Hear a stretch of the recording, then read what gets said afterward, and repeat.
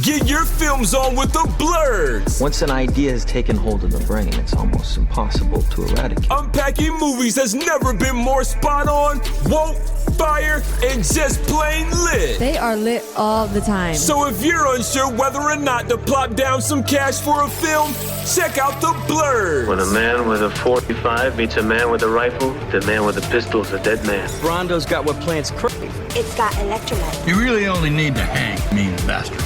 But mean bastards, you need to hang. Don't say you weren't warned. Ridiculous. Here's Brandon and Jeff.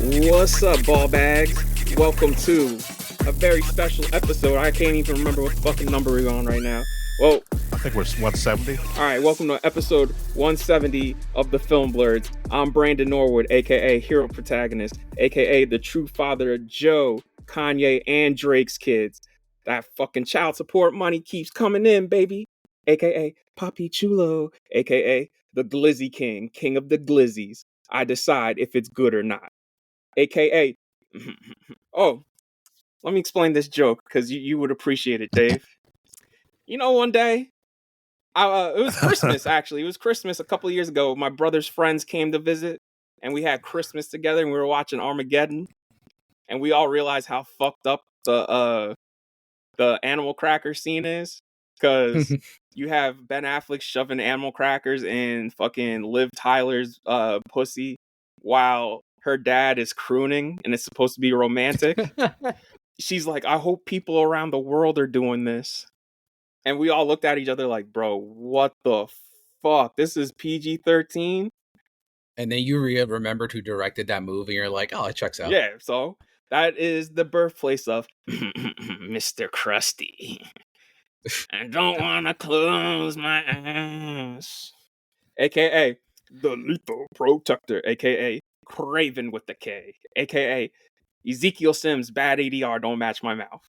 AKA my biggest pet peeve is sports because I don't like seeing grown men sweat on each other. AKA I want a Subaru Outback with mass strippers in the back giving shape-ups. AKA Rough McGruff. AKA These Nuts. And AKA B-Wood, the Magnificent.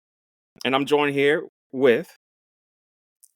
Yellow, this is Uncle Jeffrey, a.k.a. J.O.T. Dynamite, a.k.a. Praetorian Jeff, Revengeman Button, He Who Remains, Perry Ruxpin, Jobu Tupaki, Little Tom, this motherfucker, to be determined, a.k.a.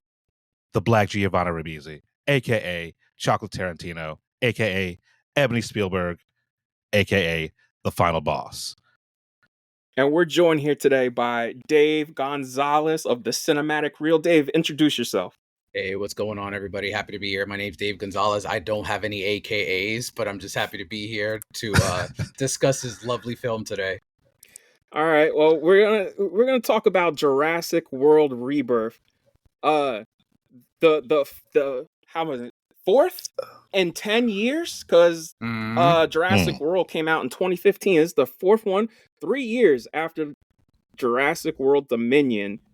So like, if you don't want to hear anything spoiled, but I don't know if you watched the trailer, it ain't really fucking shit to spoil. But like, if you don't want to hear spoilers, hop off. But like, yeah, man. How about you guys go first on your feelings?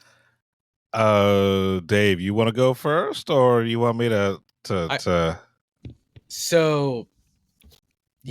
this movie exists. Yeah. So I walked in. I'm like, all right, cool. It was 104 degrees. It was last Wednesday when I saw it. So it was 104 degrees, and I had to decide whether I wanted to get a hot ass bus to go to the city to watch this movie. And I said, you know what? It's been like 4 days of this heat. Let me go watch some cinema. So I go in there and I sit there and I'm like, my expectations are pretty low at this point because I'll say this, I haven't loved a Jurassic movie since the first one. And after this movie, I don't think I ever will. This is a movie that I think has some interesting concepts and set pieces, but the movie is essentially like a better version of Jurassic Park 3. That's not saying much, but it's a self-contained story. It has some pretty cool set pieces, and at the end of the movie, you're just like, all right, I'm good. Don't need to see this again. And that's kind of where like I left it. I'm sure we'll talk about like the set pieces in general, but the characters are. It's just so interesting that David Coop wrote Black Bag this year, which is one of my favorite scripts of the year. I had the same fucking thought. And then we get to this, and I'm like, what the fuck are we doing here, man? So like, there's a lot that I will say I like this more than probably the last two Jurassic Worlds. Like I feel confident in saying that, but I think this franchise is like DOA at this point. Like, and the fact that this movie didn't even get an IMAX release kind of shows that maybe this is it for it. But yeah, those are kind of my initial thoughts on it. Yeah. So let me start off by saying I don't like any of the Jurassic World movies. Right? Mhm. I've never been a fan of them. To varying degrees. Like there's been things I've enjoyed, but as a whole, meh. Especially Dominion. I hate Dominion with a burning passion. Right? This one, enjoyable enough. Right? I watched it. Like I had some scares. Gareth Edwards is definitely a set piece guy, right? He is not concerned, or maybe he's not even capable of working with actual actors, right? This is a movie that if it comes on TBS or whatever in a year and it's on, and I don't feel like looking for my remote control, yeah, sure, I'll leave it on. But as a whole, it's nowhere near what Spielberg did, right? And I know it's not fair to compare these movies to Spielberg, but I'm going to do that, right? Because it's the law of diminishing returns, right? Yeah. Each one is getting worse and worse and worse and worse, right? And I had hope for Dominion because on paper, right? Dominion sounds great. You know, this is what we wanted. This is what was promised in Lost World, and we didn't get that. And then you know, this one, like I said, it's fine. It's the pieces are there, right? But it's just put together just so haphazardly. It feels to me. It doesn't feel like a real movie. When I was watching, it's like this feels episodic. It kind of feels like when SNL does, or you see these fake trailers out there, it kind of feels like a fake trailer. Right. Like it levels on this. It like it perfectly lands on the aggressively mediocre category. Right. I mean, it's the best parts of the first three movies. Mm-hmm. Yeah. You know, of Jurassic Park, not Jurassic World. It was hyped up for me. Somebody that I guess Dave, you probably know him too. I ain't gonna say. I'll tell you afterwards because I don't want to say his name on the show because I don't want to get him in trouble. But you know, Spielberg would watch cuts of this, and he was there because he was, you know, doing his job, and he told me it was good. It goes back to the first one. He swore to me up and down that this movie was good, and I was like, all right, Gareth Edwards directing, fucking David Koepp wrote this. Sure, I guess this is good. And the trailer was pretty cool, at least the first one. And from the opening scene, I was like, "Oh, we are in trouble. We are fucking in trouble." Like, yeah, spoiler. Like when the Snicker wrapper goes into the gate, I was just like, "Oh fuck, really, y'all? Damn." And like I enjoyed that opening sequence, right? Besides the Snickers malfunction, right? It was dopey because that dude was like, everybody in that sequence was dopey. I'm sorry. Right. And they were trying to bring it back to like the early 90s Spielberg sort of like comedy, you know, elements of it. And it just didn't work because Gareth Edwards, he can't direct people. Yeah, that's his problem because, you know, I think his best movie, which is Godzilla, it's pretty emotionalist once fucking Juliette Binoche goes and Bryan Cranston goes. Because, like, when Bryan Cranston dies, like, there's supposed to be a lot of emotion there. And I was just like, damn, Aaron Taylor Johnson's just not fucking selling it. And I always thought it was him. But I've seen him in other stuff where I'm like, oh, he's doing a good job. And then you see Gareth's other movies, and the closest you get anybody feeling to a person is the creator. Even creator's a little stifled. Like, he's really stiff when it comes to human beings doing human being shit and connecting on an emotional level. Really, he excels when it's time for the big set pieces. Right. And like the thing I noticed from this is he took his playbook from Godzilla and put it here, right? It's the whole entire, we don't really see the dinosaur, a lot of obscured visuals and stuff like that, and it works, right? But he made this more like a horror film, right? And that aspect, I think, does work because the set piece, it's interesting because I don't know if we're going to dive into the set pieces just yet, but the one that was teased for this entire marketing of this film was the raft sequence. And the individual, like, I spoke to a buddy of mine that read the original Jurassic Park book, because this set piece is from the original book. And he told me who was in under the raft. Obviously, we couldn't put those characters under the raft, but I think that set piece is so good. But the choice of character they put under the raft takes the believability and tension away, because there is no way that anything was going to happen to that specific character for a reason that when we dive more into it. So in terms of, like, yes, the horror is there, but I think choices were made on some of these set pieces that take away any tension whatsoever. I think it's also the problem, like, you could tell who was cannon fodder and who wasn't, like, from the jump. And we'll get into that when we start talking a little bit more, but, like, that's what this movie lacked, which was suspense. I think Jurassic Park definitely has suspense. Lost World has suspense. And I'll even give Jurassic World has some good set pieces. And, like, the set pieces are good here, but they lack the suspense that those three had. Yeah, and I'll give you that, because, like, the one moment that I actually felt excited was when they're on the boat and they're getting attacked, and I'm watching, it's like, are they really going to kill this kid? Right? It's like, that would be interesting, right? Well, it doesn't become interesting. No, you know? Yep. Like, spoiler alert, yeah. And that's what makes that sequence that comes later with the raft. It's still good, still very well done, very well shot, but it's also, where are the stakes? Because there's no way they're going to pull the trigger on this. So you're just waiting for the moment that this person gets out of that. All right. Well, before we go any further, Dave, you should probably do a quick plot synopsis, and then I'll go into quickly the development history, because now I just realized somebody has to sit him down and just be like, bro, maybe you should just focus on your own shit. So go ahead, Dave.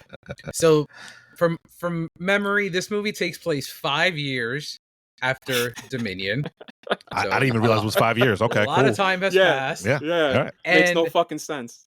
And I guess this is like when you watch a horror movie and you get a sequel and you're like, how the hell did they get out of, like, what happened in the last one? So apparently how they get out of all these dinosaurs roaming the earth are that the earth has changed so much that they can no longer sustain living in this earth. So they are slowly dying and they're becoming basically extinct again.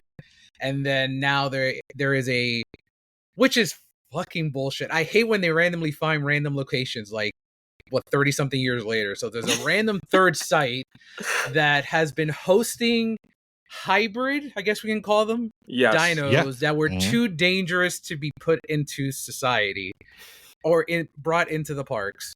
Cool beans, whatever. So then we meet, let's see, Dr. Henry Loomis. Shout out to his pops, Dr. Sam Loomis from Halloween fame. I was thinking the same thing. We have team leader Duncan Kincaid. And hold on, I want to get all these names right.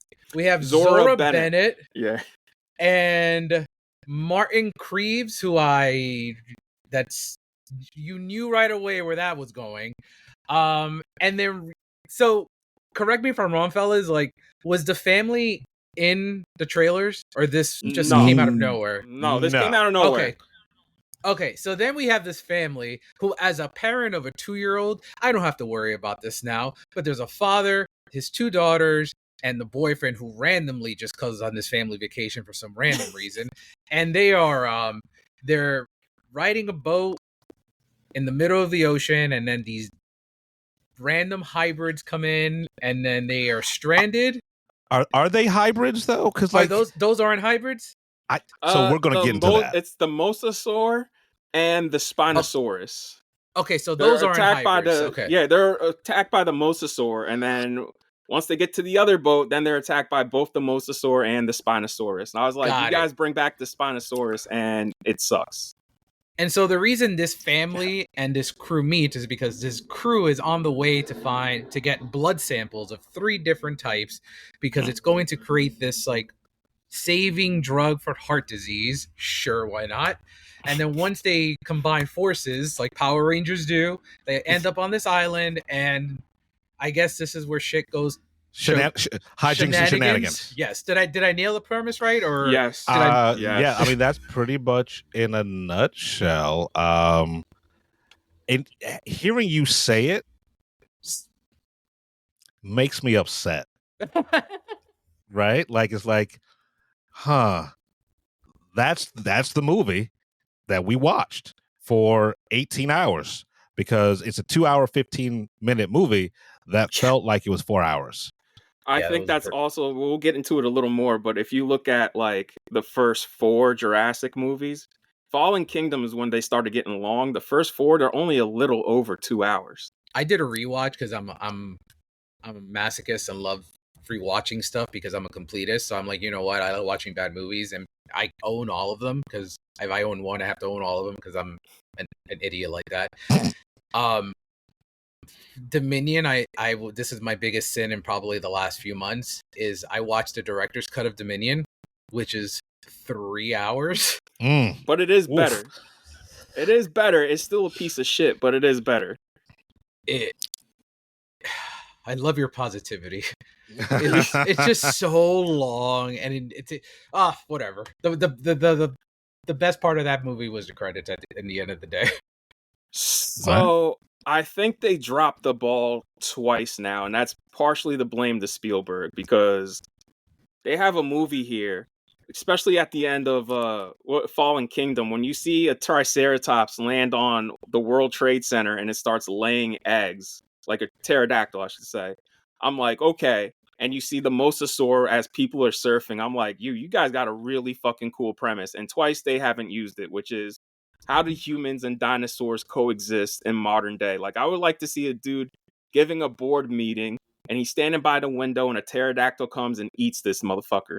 Right. You know what I'm saying? Like, you guys got a whole fucking thing here. Like, you can even make it into an action movie where people are like, yo, we're taking dinosaur DNA and we're using it to, like, fucking create these super dinosaurs for military purpose, or fucking they're selling dinosaurs on the black market, anything.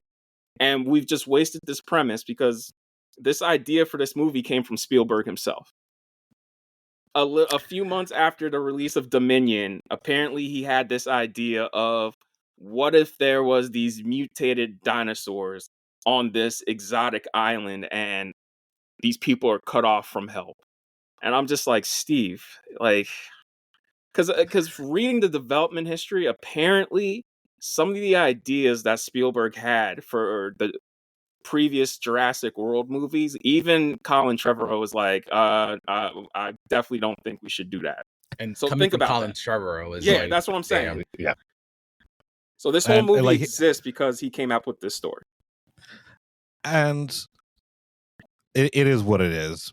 But here's the thing about this entire movie, right?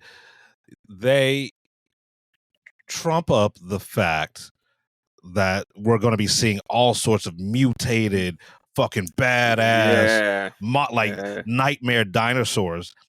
And you only get 15 minutes, 20 minutes in the last act of these actual mutated dinosaurs, right?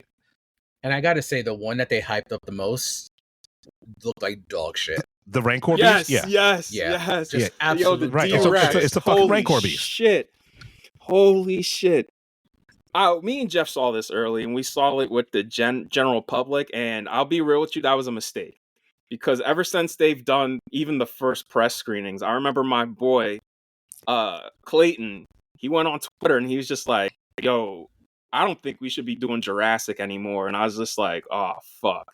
And so coming out of the movie, like people were hyped to see this. I And think coming we out lost of the movie, Oh yeah, Brandon. we it did. was like walking out to dead air. Audience reaction, but damn, like to hear people clapping as the movie started, and like I knew, like I said, once the Snickers wrapper got sucked into the gate, I was in trouble. And then once we opened instead with a title card, it was the fucking logo again with a music swell like they did in the last one. I was just like, oh, these have become comic book movies, because like this is how you open a comic book movie, bro.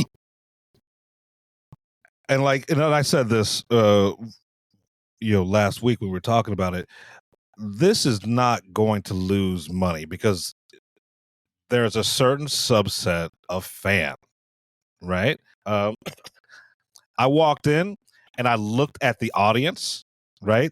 I looked at the people who were there, and I was like, yeah, this is definitely Jurassic Park, right? Because there's a certain type of the same type of people who love Jurassic Park are the same people who love comic book movies. But right? The reactions just from general public too, dude, have been like split on the internet. And like I get it, right? Like I enjoyed this movie enough, right? And that's all I can say. Like I can see all of the problems in it, and I will talk about all of the problems in it. But for the most part, I saw fucking dinosaurs eating people. And yeah, that's right? kind of what you want at the end of the day, right? Right. Like it's never going to be what it was, right? And once you accept that, then you can sort of like lean into it like this is what it is. Do I think there should be more of these movies? Absolutely not, unless and I hate to say this, unless Spielberg steps away. Just like I think they should readapt the books, like make them into miniseries, because the two books are vastly different from the movies. Sure, let's try something different. I like just go back to the original books. I don't care, but like this going back to the same well. Like watching like this was watching Jurassic Park 1, 2, and 3. It really was. Right? Even in the tall grass scene, right? Like it's not callback so much, but it's sort of informed, right? Because we saw the tall grass scene in Lost World, right? And that was spectacular. When they're in the tall grass here, right? If you've seen the other movies, you're like, oh, they shouldn't do that. This could be a bad situation, right? So it's sort of a callback, but not obvious. But it's familiar. I don't want familiar. I think the best way. Oh, go ahead. Sorry. Okay, but real quick, I think part of the problem is they wanted to keep this. They wanted it by July this year. Like they fast tracked this. I also think the problem is they tried to keep the budget down, which doesn't make sense to me because the budget here is 180, and the previous movies they cost like around 250. You've made $1 billion ever since y'all came back. Jurassic World, Fallen Kingdom, Dominion, all have made $1 billion. I don't know why you rushed this when the last one just came out 3 years ago, and then 2, try to keep the budget under, because I don't know about you guys, but there's some shots of those dinosaurs. I'm like, dude, this looks rough. Yeah, I mean, it definitely wasn't up to par. And I don't know where I heard this from. I heard that they used a lot of practical effects here, right? That must have been some internet chatter or some bullshit. Nothing here looks practical except maybe the water. That's about it. Yeah. And you guys were talking about like where to take this. I think the only direction left for this is not even miniseries, is them just accepting what the money that they got from all these movies and just go R-rated and just make it a straight up horror movie. Yes. Yeah. Yeah. That's literally get a horror director. If Weapons works, grab this dude, put him in, make him direct, give him the Jurassic franchise, make it an R-rated horror movie in the style of Alien, and then we don't got some. We may not have anything great, but you know what? We have something different. Yeah. And that'll probably invoke some energy for audiences to be like, all right, especially us, so we live for this stuff. So it's like, it's a little disappointing when a movie that is so probably important to a lot of us has had such a dog shit history after that. It kind of reminds me night and day franchises, but it's like being a big horror junkie. It kind of reminds me of Texas Chainsaw Massacre, because like you have the first one that's like great and it's a classic, and it's a franchise they just won't let die, and nothing ever works. And then here we are now with the rights being up, with Glenn Powell buying them or whatever, wherever they end up with it. Just let it die. Just let it die. It's okay. You know what I mean? It's totally okay. They got a million franchises they can work with. Right. I guess we should just start talking about the movie, the casting, the acting. Let's start with the lead, which is Scarlett as Zazora. She's been wanting to do a Jurassic movie for like 20 years, apparently. Sure. She's doing a lot with nothing. And she's great in this, but here's the thing. She's always Scarlett Johansson in everything that she does, right? I'm not saying that's a bad thing, but she's always just super charming, right? And cool, right? And a little aloof, and that's her MO, right? And she's doing that here. I don't like the fact that they try to force a relation. Like, no one has any chemistry here. Oh yeah, I'll be real with you. If you told me they filmed this Marvel style where nobody was in the same room the entire film, I would believe you. 100%. And like a prime example of this is Mahershala Ali is supposed to be her, right, like road dog. They've been like through the fire together. And there's that one like agonizingly long scene on the boat, right, where we're getting backstory. Yeah. And it's like, I do not fucking care. Right? It's I should care. Exposition dump. Yeah, it's supposed to be a heart to heart, but it feels like an exposition dump. And you could see them struggling. Right. Like right. Mahershala never struggles, and like he's having fun at parts as Duncan Kincaid, but like he's another one where I was just like, I don't know, man. It feels like you don't want to be here. I can see that. I think they're all like just sleepwalking through the entire movie. Yeah, except Jonathan Bailey. I will say, yes. I really like Jonathan Bailey in this. Like a friend of mine that was at the screening, she's like, I came for Jonathan Bailey and Dinosaurs. I got Jonathan Bailey and Dinosaurs. I'm good to go. Yeah, so out of everyone, he's like best in show for me.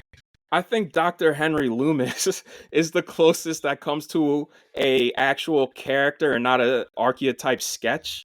Like he feels like the only one who's like actually thought out. Just yes, I agree. Yeah, I agree.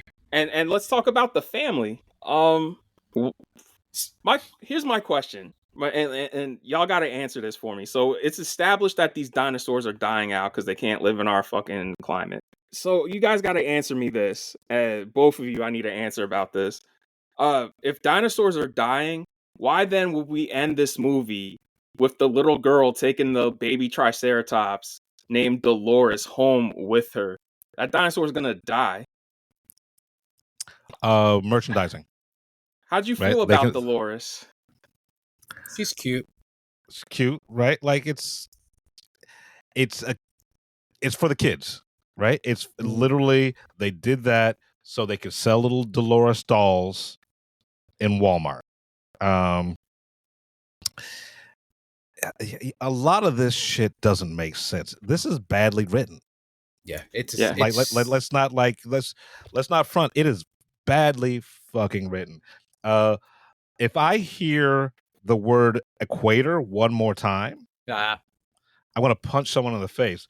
Literally, they say it 30 times in the first half hour, right? It's like they know the audience, they don't respect the audience enough to realize what's going on. So in the first 20 minutes, they explain why they're going to this island over and over again, right? Just in case you didn't hear it in the first 10 minutes. And there was an animatic too, right? It's like, come on. I'm also tired of seeing the banner, y'all. Why is that? So the callback? What was the point? I mean, obviously for us, it's the callback. Like, realistically speaking, who knows that banner exists? You know what I mean? Like, why is that banner? And then what is that? That's not the moment. That's the Museum of Natural History in New York. Yeah. Okay. Yeah. Like, I've been there. That banner's not there. No reason for that banner to exist there. But I guess, it's a cute callback. It was just like, oh, look, it's connected to the first. And then right there, they cue John Williams' theme. And then, we're supposed to know what's going on. Yeah, it's... I don't know about y'all, but I laughed when Ed Skrein showed up because Ed Skrein always plays either a scumbag or a villain. And I was like, oh, I did not see him in any of the trailers, any of the press. He's dead in like 20 minutes. And he comes in being a dick. And then what happens? 10, 15 minutes later, he's just eaten. He gets executive decisioned. Like, Ed Skrein, no disrespect to you, dog, but you got an evil looking fucking face. Yeah.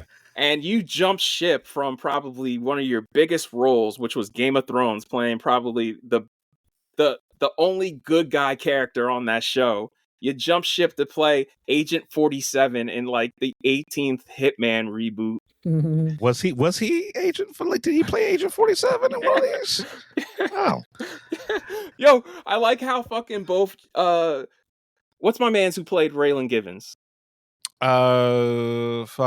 Timothy Oliphant. Yeah, I like how Timothy Oliphant and fucking dude who's in this, what's his name too? Works with Wes Anderson now. Rupert Fiend. I like how those two bounce back in their careers and he hasn't. I'm like, damn, bro. Well, he's still paying penance for being in Rebel Moon. Oh yeah, I forgot he was in that. I think everyone should pay a life penance. Like, they should never work in movies again after being except for Jaimin. You guys know we're all gonna You guys know we're all gonna get doxxed. We're talking shit about Jurassic and we're talking shit about because the fans were fucking bombing me about this and Ironheart. It's fine. This is fine, right? Like, it's you not liking this does not take away from other people's enjoyment. Yeah, and I do think this is going to play decently for casual audiences. Right? I think there's money to be made here because I think the back to basics approach of the movie, that you don't need to see anything pretty much to watch this. I think that may be an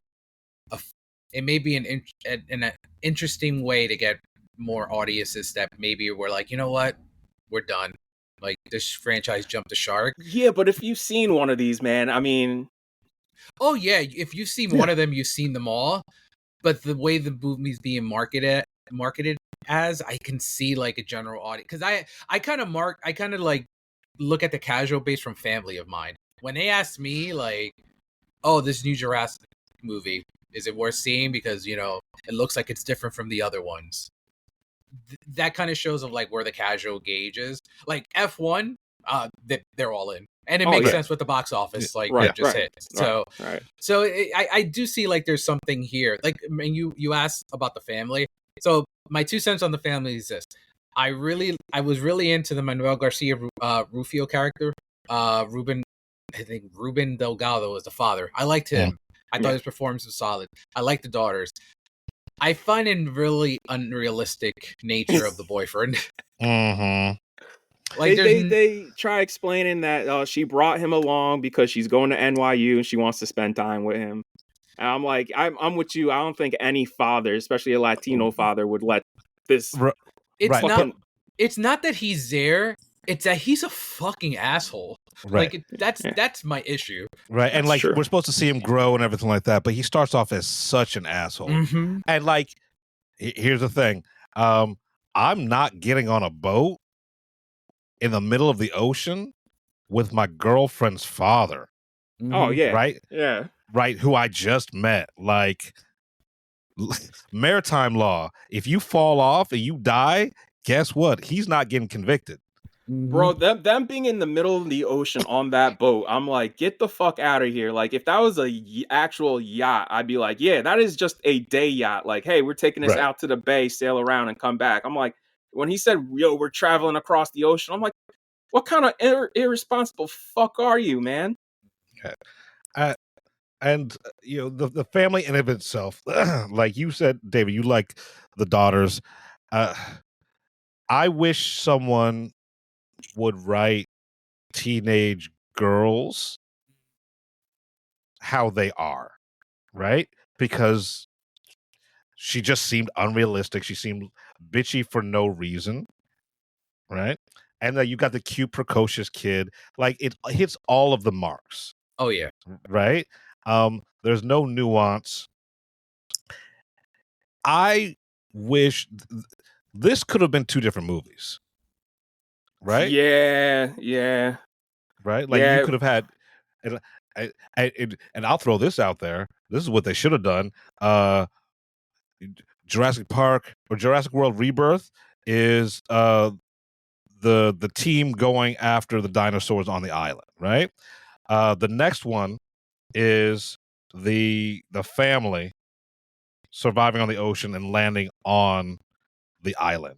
The third movie, if you wanted your fucking trilogy, is them meeting up and trying to escape the island. There you go. 3 movies, 3 different stories that are connected. Right? I'm glad this has an ending. Because I'm tired of this. Like, hey, look, it's an ending, but we're also teeing up for some next shit. But Right. like, I'll give you. I guess let's talk about the set piece on the boat. I thought that was wild corny. That I was like, oh, y'all are fucking doing Jaws in Jurassic. Yeah. It's funny Yeah, because I'm I just recorded my the day after I saw this. I recorded my Jaws 50th anniversary pod, and I'm like, oh, LOL. They literally are ripping it off. And you know what, man? It's Spielberg. Like, no, Gareth has done suspense well. Like, a lot of Rogue One is based in suspense. Godzilla, the creator. What the fuck was this, man? Like, Jaws, that whole sequence, what makes it so good is the suspense, because you don't know where this shark is coming from or how they're going to tag it or get the barrel. And this shit, it was just her dropping the gun. Hey, reload me.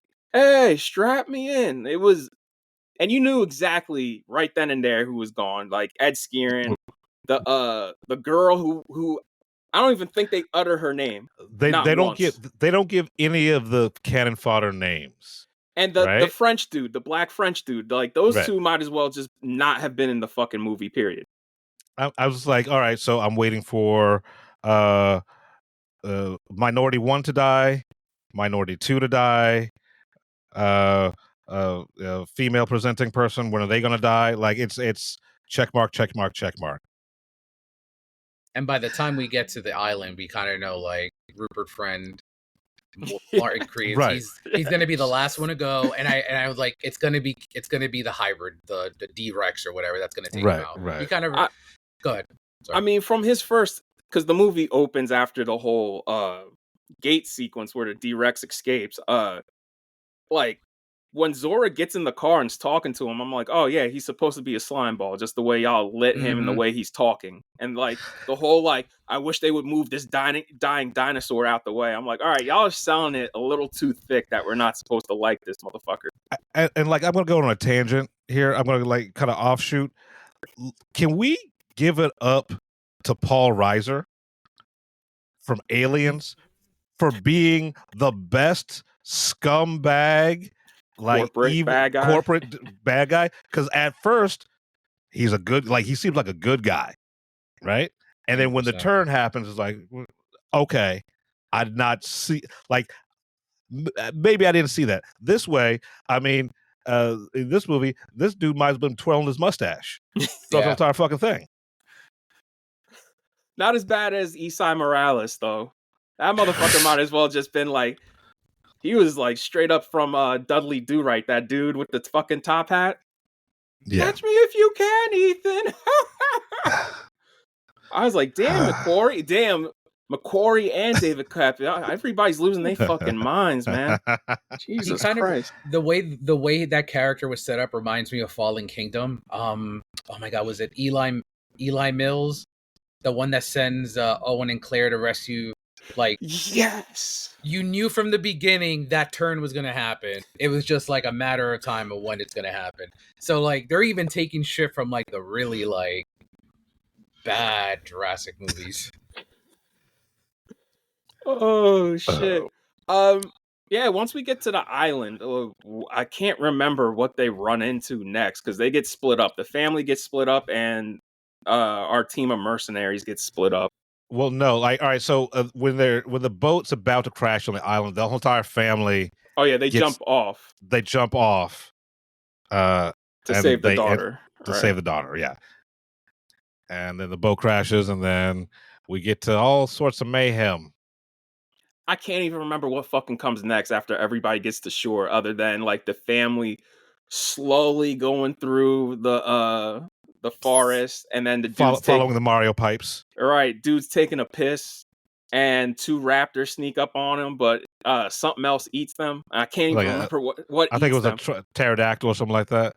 And that was interesting. That was, because we expected to have some raptor shit happen because apparently raptors are the only dinosaurs in the Jurassic Park world, right? Yeah.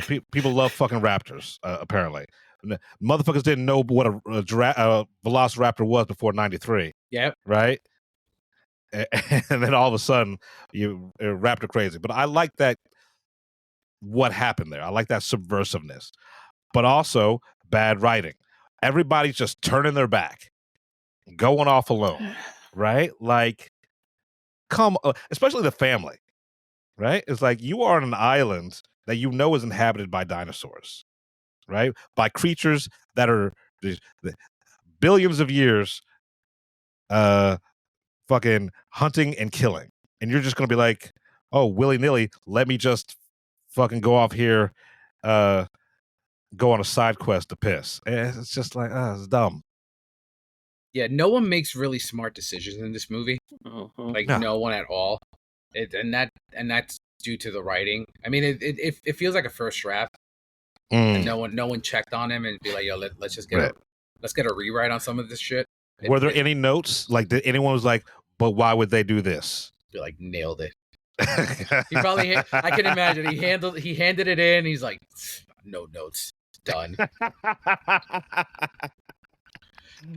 I ask y'all a question? Because now that I'm thinking about it, am I being crazy, or was the family in this more than the actual stars of this movie? Honestly, man, yeah, I think so. I preferred the time with the family than I did with anybody else.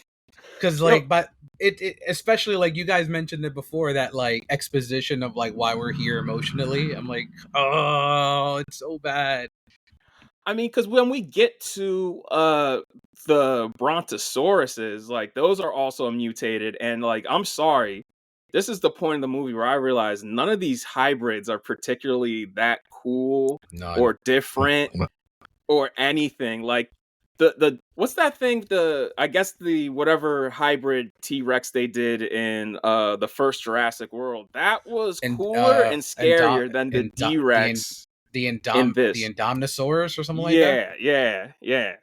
That was more of a threat, too, than the D-Rex. Like, when they get to these Brontosaurus, I'm like, dog, it's just a Brontosaurus with, like, a bird's tail. Like, a bird's little whip tail. And, like, that, I think that's an actual dinosaur. Really? Right? I'm telling you, man, I think the only mutated dinosaurs are in the third act. Yeah, I that is correct. right? I think so too. And like, there's no build up, right? No. There's no build up to like these mutant dinosaurs, right? Do they even mention them, right? Like, I think once in the movie, like in the first act, was like, oh yeah, this is where they experimented and made hybrid dinosaurs. Well, Okay. before we move into the pterodactyl sequence, I guess we should talk about the raft because these are pretty much back to back. It's the best sequence in the movie, but like you said earlier, Dave, it's fucking illogical. Like, I get it. Like, everybody was fucking tweeting at me and DMing me. You're not a fan of Jurassic. If you were, you would know the raft sequence is amazing, and they put that back in from the book. And I'm like, motherfucker, I just saw it, and it was stupid.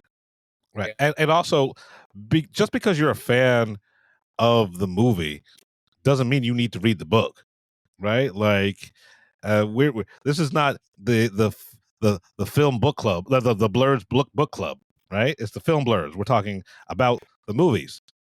But also, like Dave was right, like, it's any teeth are removed from that scene because they don't have the balls to kill a little girl. Yeah, and it's interesting too because the book, Grant and these characters, Tim Murphy and Lex Murphy, so that's who's in the raft sequence. Why can't that raft sequence be with the main crew?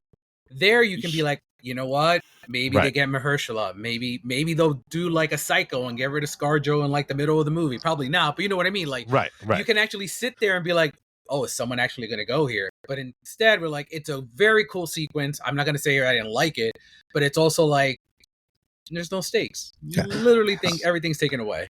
It's choreographed very well, right? Mm-hmm. It's the best choreographed T-Rex attack scene since Lost World. Yes. But we knew what was going to happen. Oh yeah, absolutely. That's why, like, it's interesting. Like, there's something that happens in a movie that I recently saw that there's something that happens to a character that if it was another, that will surprise you for a big budget movie, and you're just like, okay, cool. Like, there's stakes here, and even though, like, if something were to happen to a minor character earlier in this movie, maybe we can have some believability with the little girl on the raft. But nothing happens. Like, I don't think the father's going to lose two daughters in a movie, but if something happened to to the older daughter, be like, okay, is this guy just going to lose like his daughter, like both his daughter, and it's going to be like some tortured individual the rest of the movie? Cool. I mean, I would pay money to see that. Yeah, like, right. That's the movie I want to see. It's all I wanted from this that unfortunately I didn't get, was just like real people and characters. Yeah. Because then this turns into, while I have fun with these movies, a lot of this movie reminded me of Godzilla versus Kong movies, because you don't care about the human element whatsoever in any of those movies. And a lot of this movie, I'm just like, oh, we're here now. Like, we're making sure we don't give a shit about anybody. You know what, man? I'll give those movies some credit. I do like the human characters in both of those, Godzilla versus Kong and Godzilla Kong. I'm like, yo, now that you just said that, I'm like, damn, they did a better job with those weak ass characters than they did here. Wasn't Jonathan Bailey in one of those? No, you're thinking of Dan Stevens. Dan Stevens, who was great in that. I did love him in that movie. So then they get to the pterodactyl because they got the jaw sequences where they get the DNA from the shark or the mosasaur, and then they get the brontosaurus hybrid. And then we get the last one with the pterodactyl hybrid, and it got to a point where I just was just like, we've lost any semblance of this making sense, because where the pterodactyl is chilling, it's chilling in an ancient temple, and I'm just like, why the fuck is there an ancient temple? Who was living here? That is what I'm more concerned with than the fucking pterodactyl. Wait a minute, there's people living on this island that looks like Inca ruins, like Aztec ruins on this island. Wait, what the fuck? And that was a Gareth Edwards choice, because originally that's supposed to be a cave. And Gareth Edwards was like, well, why don't we change this to an ancient temple? And I was just like, fucking why though? But why? Because then that just brings up a million more questions. And if it were a better movie, we would all have let that pass, right? Yeah. Yeah. If it was that's the thing with this movie. If it were hitting on all cylinders throughout the whole entire thing, these nitpicking things that we're doing would not be so glaring, right? I co-sign. And to the point where like this movie got so ridiculous when certain people live through situations they should not have lived. I don't really talk, and we've all been to press screenings together. And I'm usually a very quiet person at press screenings. I'm very respectful, but something happened in the third act of this movie, and I'm like, sure, why not? Let's talk about the one in this one. Yo, Jonathan Bailey, I'm like, that motherfucker should be dead. I was like, no fucking way. Mm-hmm. Why did they even need the ropes in the first place then? Right? Because if he's just another Spielberg they stole from. Now I was like, oh, y'all pulling fucking Last Crusade from this fucking shit. Yeah, and the Grail. And the whole ridiculous nature of like everything that happened in the third act, I would have even been okay with how ridiculous it gets that a random person survived that incident and has just been chilling, living on the island through this whole time. And we randomly find this person in the third act that was there the day of the incident. And then she kind of like gives more exposition as to where everyone is or why everyone escaped and blah, blah, blah, blah, blah. Sure, it's stupid, but this movie's so stupid, I would have been like, sure, why not? Did I miss that? No, I'm saying I would have minded that. Okay. All right. Yeah. All right. When the Jonathan Bailey happened and when the other character that I'm sure you'll get into, that ridiculous shit happens, I would have just been okay with a random like survivor from like that incident just chilling and living on the island. Sure, fine, fuck it. Like, here's my question: why wasn't the pterodactyl nest just a research station that was abandoned? Or if you wanted to have an ancient Aztec temple, just say that was part of the park, like that was an attraction at the park. Yeah, but then that wasn't actually supposed to be a part of the park. That's where they did their evil fucking scientist. I know, but that's what I'm saying. They could have said like, "Hey, this was originally going to be part of the park, but then they changed it into like a research and fucking anything." It takes 2 minutes in this already long ass movie. Well, that would have required someone to do a second draft, and we've already established. You're trying to put something logical into an illogical movie, right? You know. I like how they discovered that it's a temple too, where Mahershala just turns around. He's like, "Stairs?" It's like, yeah, motherfuckers, you could have just walked down the stairs, right? Instead of just doing all this free climbing, free solo bullshit. It was like, oh yeah, there's some fucking stairs here. Jonathan Bailey's being attacked by that fucking pterodactyl. And then the sequence just ends with Mahershala and Rupert Fiennes coming out the base, running down the stairs, and then Scarlett, no problem, gets to rappel down with no attack by this wild animal. I was like, that you've just like tampered with her eggs. Can't really blame her. Yeah, like they honestly, the dinosaurs are the only things in this with believable motivations. Yeah, honestly, like I always watch these movies and I'm like, you can't really blame them. No one wants to leave them alone and just let them do their own thing. But you can't really blame the animals for acting the way they do. Yeah. So now we're at the part where both parts of this movie converge back together. The family and our mercenaries, they make it to this research outpost where Dave, you gotta help me out here.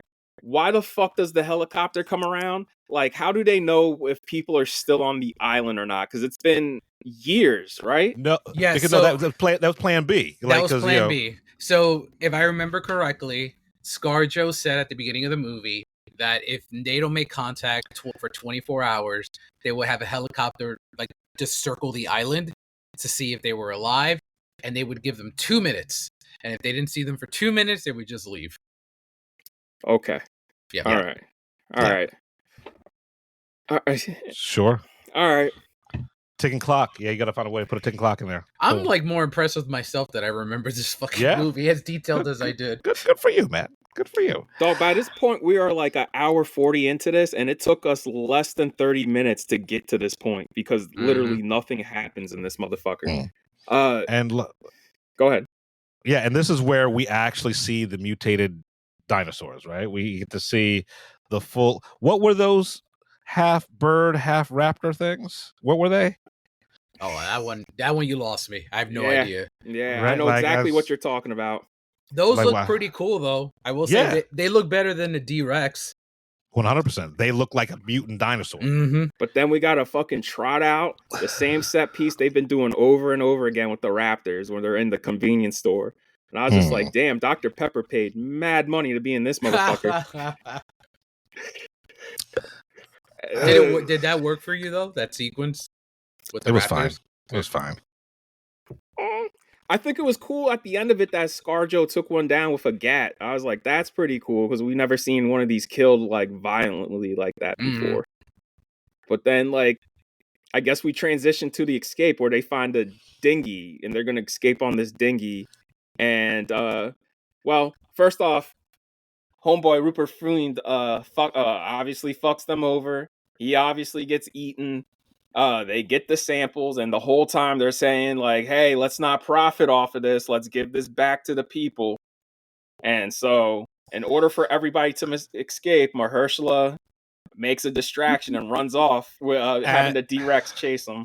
And yes, we knew this was going to happen, right?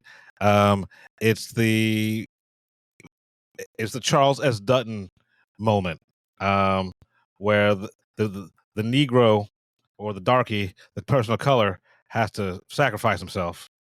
Yeah, because they write this half-baked story arc for this character where he lost his kid, and now that this other kid is in the mix of this shit, he wants to save that kid so another kid doesn't die, and it helps him overcome his grief of his own child dying. Right, but here's the thing: his kid died of cancer, not dinosaurs. Right, like. And then what happened? And then like what happens after that is like it kind of takes away the emotional stakes of that sacrifice immediately. I mean, should we spoiler alert? Oh yeah, we already did like a long time ago. Spoiler alert: Mahershala lives. Oh, sure, he sure does. Right, and here's the thing: I had conflicting feelings about this. I was mad that he did the whole entire thing. Right, I was mad. I was mad that he died, but also I was mad that he came back. Right? I was glad that he came back because I was just like, we haven't seen not a motherfucker die except for this corporate asshole. And if the last person who dies is the only black person in this movie, the second biggest star in this motherfucker, really fuck this movie. And I wish they were more creative, right? We all know that if you've seen every other motherfucker in this franchise who actually die horribly, right? You see it on screen. Yeah, the right? babysitter, bro. Like the babysitter in Jurassic World. I was just she like, gets like split in half. That was wild. Like picked up by a pterodactyl, split in half, and then gets eaten by the mosasaur, just violently. So if you cut away right before the attack, then we know this motherfucker's alive. Yeah, that's a good point. Be better, right? It's lazy filmmaking. I don't like that this film ends with them on a little dinghy heading out to wherever they're going, because I'm just like, you motherfuckers were just on 2 bigger boats than this and got taken down by 4 dinosaurs, and now this movie's gonna end with y'all on a little fucking dinghy going back to civilization. Get the fuck out of here with this. But they're gonna save the world. But they're gonna save the world. How do they market this, by the way, if they're gonna share this with people? They never really like get into detail about that, right? No. What? Because like they're like, we're gonna give this to the world. How? But you still need like dinosaur DNA, right? Like you can give them the schematics and like, oh, this is how you make the medicine. And by the way, why wasn't it a more incurable disease than like heart disease? David Kep said that is the #1 killer in human beings, and you could be fit, you could be out of shape, you could be. True. He's like, it just gets you no matter what. It doesn't matter who you are. That like we should probably find a cure for that, and that's what he used it as. And I was like, all right, I'll give you a pass there. All right, but you know, but At least also David Koepp gave more thought to this than obviously Spielberg did. And my guy's writing Spielberg's next movie. The the Dish? what the one that just shot. The sci-fi one, yeah, that's his Yeah. his next project. Wow. I was curious, so he's writing Cold Storage and the Spielberg movie. But he wasn't the Johnny Campbell film with Liam Neeson. Where they're doing a remake of Cold Storage. It's based on Coep's novel of the same title, a 2019 novel. So at least he's writing his source material. But like, he was on a pretty decent run. Like he wrote Kimmy, which I really liked. Yeah. He wrote Presents. He wrote Black Bag. He has Indiana Jones and the Dial of Destiny, which depends how you feel about that franchise. I'm fine with it. But he had a really bad run in the after Jurassic Park. He had a really shitty run. Like my guy wrote Secret. He wrote and directed Secret Window, that Johnny Depp movie. Yeah, that movie's a piece of shit. But didn't he do a pass or two on fucking the first Spider-Man? He did. Because I could have swore, his name's on that. So like it's so crazy because when he hits, I think he really hits. Because like Jurassic Park, obviously, he wrote the first Mission Impossible. He wrote he didn't hit with this, but it's a big guilty pleasure. He wrote Snake Eyes. That Brian De Palma. Oh no, I fuck with that movie. I love Snake Eyes. I love fucking with that movie. I thought I'd be on an island on my own, but then he wrote Panic Room. He wrote War of the Worlds. So there's some good stuff, but he also wrote Inferno. And he wrote remember they were Angels trying and to make that Demons. into a whole ass franchise. What was Inferno? It was the Robert third entry. Langdon. Yeah, it was the third entry in the Da Vinci Code franchise. Oh shit! I've never seen any of those. They're Da Vinci bad. Code. They're My very man Tom bad. Hanks got that wild ass hair plugs and hairpiece. Look, good for him making that money. Good for him. Yeah, no doubt. I like the fact that we summed this movie up so quickly and went through all the set pieces and barely talked about the directing or the characters or anything else. I think that says it all. Yeah, it's tough because go ahead. Sorry. No, like the directing. When it comes to the actual dinosaur shit, he's great, right? He's fantastic. But none of these characters I liked. Like they were at best they were tolerable. Yeah. Right. And I think when you write, especially like what makes Jurassic Park work is that you care about every single character in that movie. Right. And since Jurassic Park, I haven't cared about any character in any of these movies. They're all fodder to me. I just do not care. I think it's bad that Chris Pratt and Bryce Dallas Howard's characters are more well-rounded than anybody in this one. Like I can't remember. I will struggle to remember a single thing about any of these characters by the time we hit 2 weeks from half. Right. And this is the reboot, right? I mean, call it what it is, like fourth in the series, but it's a reboot, right? They're trying to like get another 2 or 3 movies out of this. The fact that this is just so I don't think disheartening. Yeah, and a lot of people look at some folks. We recently did on my podcast like a box office draft where we pick like the summer movies to see who gets the most money. And one of my guys was really excited to pick Jurassic World, and I was like, like what made 2015 special is that it had been so long. Yes. Yes. And that's why that movie exploded the way it did. Yes. This feels, I mean, we've, like you mentioned, Brandon, before, like this is the 4th in 10 years. Like there's no anticipation for these anymore. So, because it used to be years, man. Like you said, and like the last one was only 3 years ago. Yeah, and like while I still think this will attract casual audiences, I think word of mouth on this may not be too great, and then the second week drop off is just going to be really bad. But I mean, it's not going to lose money. No, right? Please don't lose money at all. But it's not. This is not ruling the summer. Nah, man, not when F1. It's coming out its second week of F1 during the 4th of July holiday, and like motherfuckers are gonna be put F1 right as their number one, especially since F1 has great word of mouth. And then Superman's dropping, Fantastic Four's dropping. You still got Lilo and Stitch and How to Train Your Dragon playing. It's just I don't know, man. I don't think it's going to lose money, but I think this is the first one that's not hitting $1 billion. Oh hell yeah! Oh yeah, 100%. Like from the Jurassic World franchise, I don't think it's hitting $1 billion. because bro, Dominion I think did such damage to this franchise, which is saying something because fucking Fallen Kingdom's pretty bad too. But that movie did such damage to this franchise. Like they needed something that was across the board A pluses, and it is not. Right. And this is not special, and that's the problem. You know, it's a mid movie, right?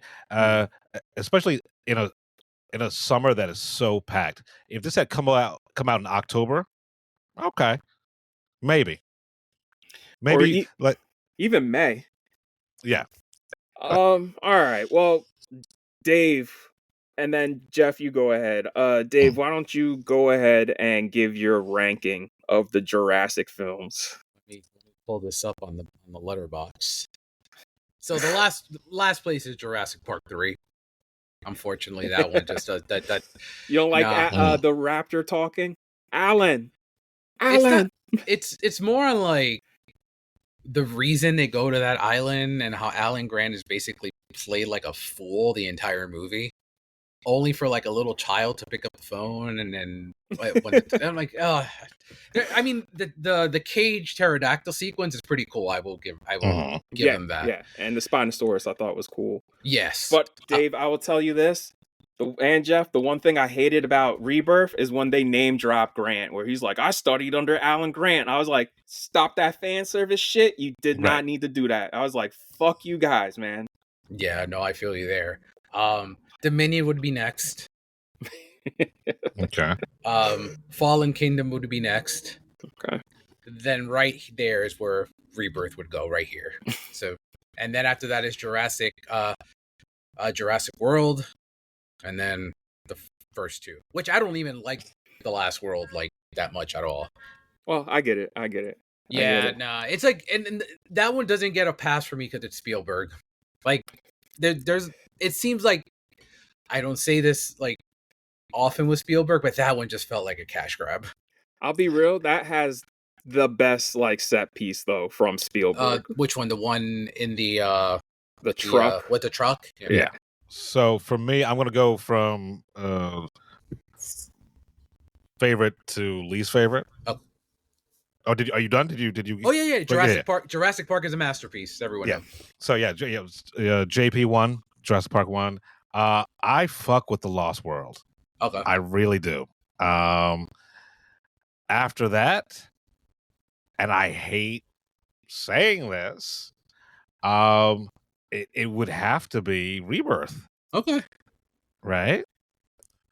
Then Lost World. No, not Lost World. Then Jurassic World. Mm-hmm. Then it would be Fallen Kingdom. And Dominion is dead last as a piece of dog shit. And where's 3 for you? What? Where do you have 3? 3 3 is I keep on forgetting 3 is an actual fucking movie. It's a little bit better than Dominion, so it would go JP3 then Dominion. You know what? I think you're making me second guess this because Dominion, like 3 is only like 80 minutes long. Right. Dominion also like at least 3 they still focus somewhat on the dinosaurs. Like Dominion's about giant locusts.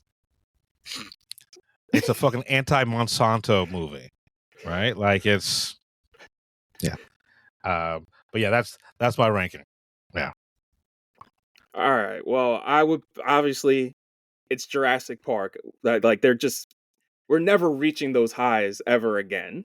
So it's Jurassic Park, then The Lost World, then Jurassic World. And I'll say those 3 are the only ones I really do rewatch. And I don't know if you guys feel the same way, but between Jurassic Park and Jurassic World, these movies only work when there's people in the park, honestly.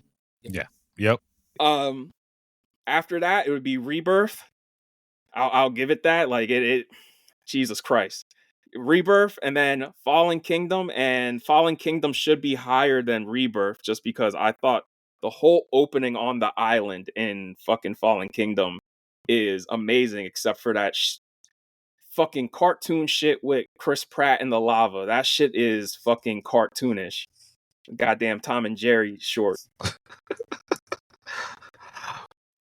Then I would say 3, then Dominion. And Yeah. so Not much. It's like a depressing ranking that we just sat through. Yes. Like Yes. there's like we all love Jurassic Park. We're just sitting there like, yo, like I can't even say there's anything wrong for Universal. Think there's anything wrong because I'm like, oh, they could have made so much money. I'm like, well, they did make so much money. Yeah. So like, there's no ounce of like regret on Universal's part on this. So It's pretty much like, which one do you hate the least in which order, right? Mm-hmm.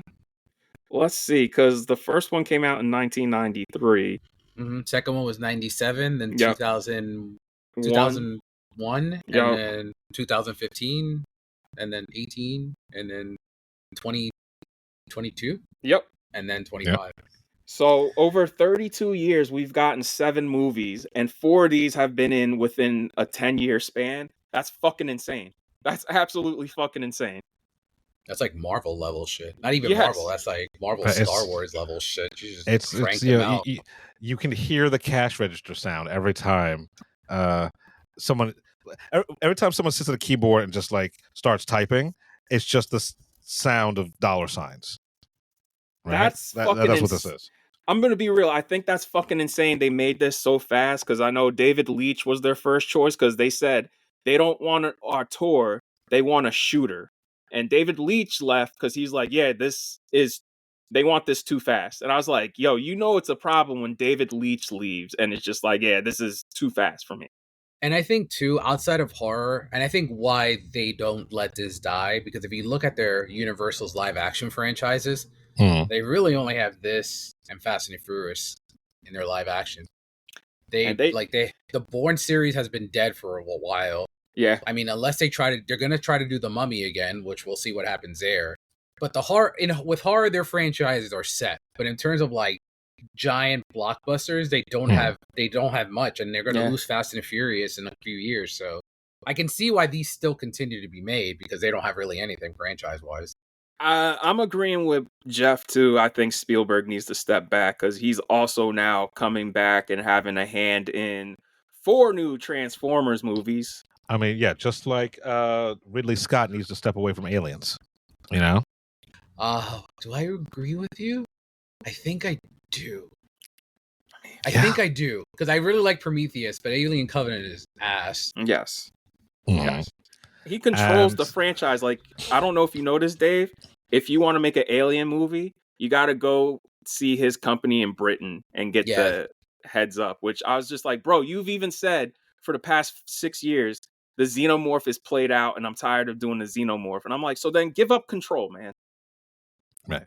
Like Romulus, it was fine except for it was just a giant fan movie. Yo, I just thought about it. This is exactly like Alien Romulus, except I like Alien Romulus is this. not as bad.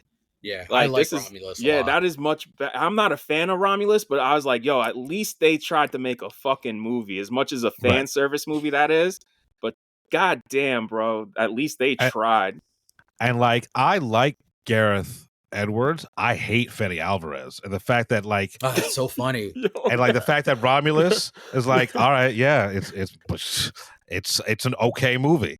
Yeah. And it's funny with Romulus, there's only one aspect of that movie I fucking hate, and it's not what you think it is. It's not Ian Holm at all. Like, like chronologically speaking, a certain line in that movie should not have been said because that person has the original maker of that line. Step away, has step not- away, Yeah, get away from her, you bitch. It hasn't been said yet. So what I'm supposed to believe Mm-hmm. after watching Romulus is that Ellen Ripley was not the first one to use that line in the canon of Aliens, and I don't want to live in that world. Yeah. Not. The fact that it was just put in there, right, as fan service is like, oh, you know, that's the tagline, right? That's what this. It's like, I think that actually ruined the movie for me. A lot. That line. No, I didn't like it. Like, all the best shit was when they were still on the planet, but I totally checked out once Ian Holm showed up. I was just like, nah, I'm good. That should have been Michael. I still don't understand why that wasn't Michael Fassbender. Just close the loop on that whole trilogy. Have that be Michael Fassbender. I think 'Cause- they want to get away as much from that era as possible. That is not bad. Just to have that paid off because you could have just said the embryo's hatched and that's why they're running her loose. Yeah, I mean he is the reason that the xenomorph exists. So I'm curious to know what Noah Hawley's doing with his show in August. I mean, it looks like the trailer looks amazing, but we'll see. I am more curious for November because that Predator movie set something up already in the trailer that I think I trust him to be doing. Yeah. They're trying again, and they're doing it the smart. Yeah, they're doing it the smart way. And now I'm all in because it's fucking Trachtenberg. So I am all in on that. Well, did you hear how they want to do it? So apparently Fede and Dan want to co-direct it. Yeah, I'm fine. As long as Dan is primary, yeah. I just need Dan there. Yeah. That's kind of where I'm at there. I mean, what'd you think? Because I was in high school when those first came out. What'd you think, Dave? Absolute dog shit. What the Freddy Alien vs. Predator and then Alien vs. Predator Requiem? I was in college. I think I was in college. What year did that come out? Alien versus Predator was. I think it was. Oh no, I was a senior in high school when that came out. Wait, what year was it? 2004. Oh no, I was already. It came out when I started a freshman in college. So I was a freshman in college when this came out in theaters. Yeah, I was a junior in high school. Yeah, and even I was just like, dog, y'all are. This feels like a cash grab. Like no thought put into this motherfucker. Yeah, no, I hated it. And knowing who directed the next one, is it this one or the next one? No, it's Paul W.S. Anderson. I'm like, yeah, of course this is dog shit. Yo, it's him and Len Wiseman. Like, I'm like, yo, how do y'all two still work? Specifically, Len. I would put Len Wiseman over Paul W.S. Anderson any day of the week. I mean, bro, he had to have his entire movie re-fucking shot, and then it finally comes out, and it made no money. Like that shit is gone from theaters already. The recent Paul W.S. Anderson movie? No, Ballerina. Oh, Ballerina. I like Ballerina, but yeah, that's a bummer. That's out in theaters. Yo, I'm looking at Len Wiseman's filmography. Good lord, man. I am guilty in admitting I fuck with Mortal Kombat though. I will tell you this if you want to hear a story real quick, Dave. Yeah, I went to I was invited to the press screening for Total Recall. They put press and people who worked in the movie in the same fucking theater. So for press, we only had 3 rows taped off and everybody else worked on the movie. It was fucking wild because there's people clapping at shit where me and my boys were looking at each other like, yo, what in the fuck are they doing? And at the end of the movie, you just hear people go like, good job, Len. Oh my God, that was a great job, Len. He did it. We made everybody turned and started high-fiving each other. And I was just like, yo, Sony really fucking hates me right now. Look, I like the vampire versus werewolf movies. I hate them shits. You know, but when it comes to Paul W.S. Anderson, I will only give him a pass because he directed possibly one of my favorite sci-fi horror movies, Event Horizon. Yes, I right. Like that seems like an accident, right? How did he direct that? I'd like to see the longer version that makes sense. That explained what the fuck was going on and had a whole arc for the characters. That movie was 96 minutes. Yeah, that was Paramount's doing. Apparently, there's like an hour and a half missing. Damn, he can't even produce good movies. He's on DOA, Dead or Alive, The Dark, Pandorum. He also has a story credit for Death Race 2, Death Race 3 Inferno, Death Race Beyond Anarchy. Oh, man. But dude, the way you said that shit was hilarious. Last thing, sorry. I just it feels like we're getting like Temu Paul Anderson. Like we got Paul Thomas Anderson and we got like the other one. But here's the thing. Paul W.S. Anderson, I mean, he is winning at life because he still is making movies, making money, and fucking Mila Jovovich. Yeah. Right? So almost 20 years at this point. It's right? crazy. So like sometimes mediocrity pays.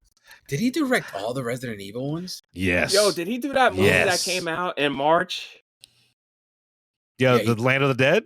The fuck. In the Lost, it was They the in Lo- the Lost- Lost religious- Lands. They the Lost Lands.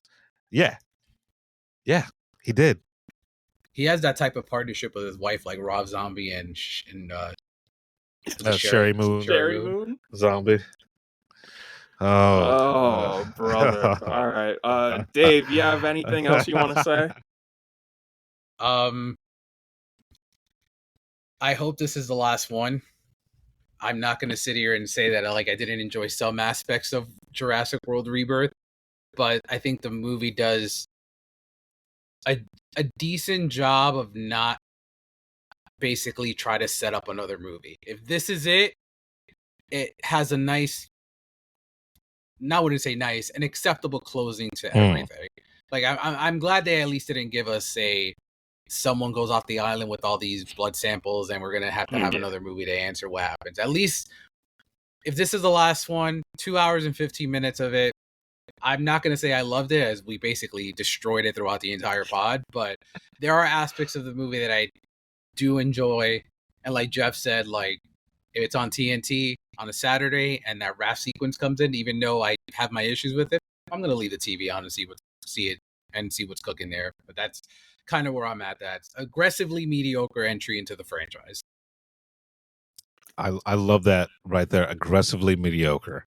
I enjoyed it enough, right? I enjoyed it enough while I was watching it because the bar has been set so low for me that any sort of competency seems like a step up. But if you look at this movie academically, it's got a lot of problems.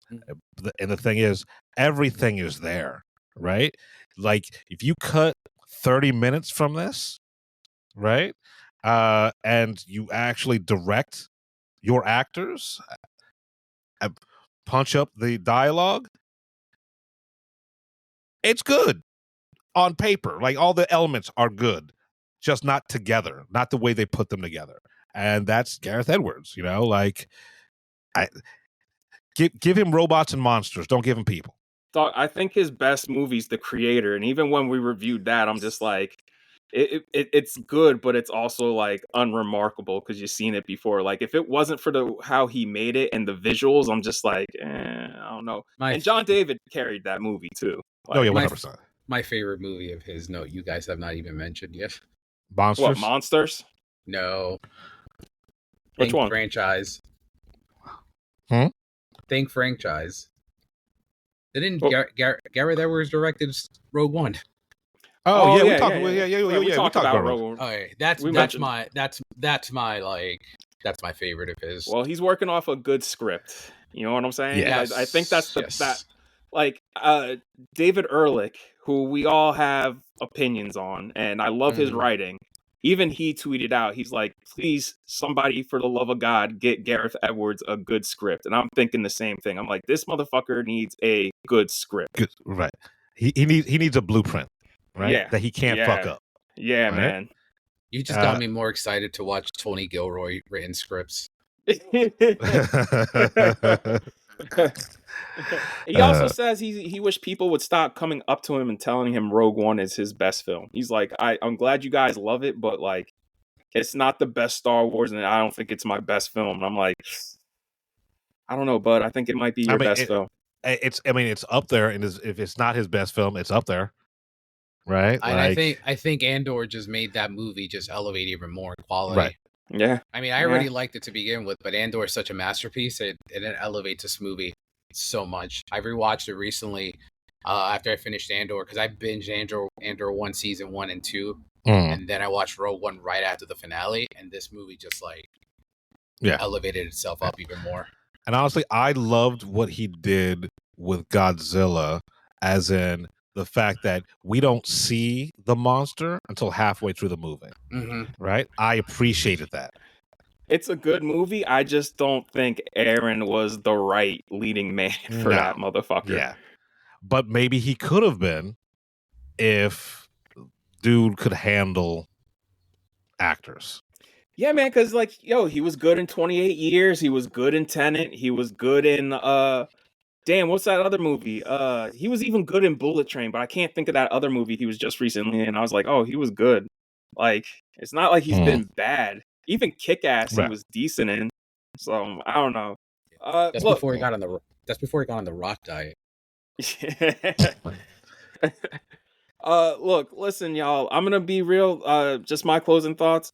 This is like a greatest hits movie, and I know you either own it or you have a streaming service that's streaming it, so you could just watch like the first 4 movies on streaming. That's just my take. Not gonna disagree. So, Dave, wait, go ahead. You guys were gonna say something. Like, there's just nothing original here, and that's the problem. Dave, did you want to plug anything? Yeah, you can find first, thanks for having me on. This is a really fun time talking about this movie. You can find my work at thecinematicreel.com. You can follow me on Letterboxd, Instagram, X, and also I will be reviewing Superman coming up, and also this movie. So thanks again for having me on. Yeah, anytime you want, man. I hope to have you back. Also, for you all listening, subscribe to our YouTube channel, our TikTok, and our Blue Sky. And if you do, and you leave done as a comment on all 3 platforms, you might get a prize. I got 2 digital copies of 2 Nolan films that I need to give away. So do that. And that is episode 170. We're the Film Blurs. I'm Brandon Norwood, and I'm the motherfucking protagonist. I'm the protagonist. I'm Jeff Stewart, a.k.a. He Who Remains. Don't come at us. It's just fucking movies.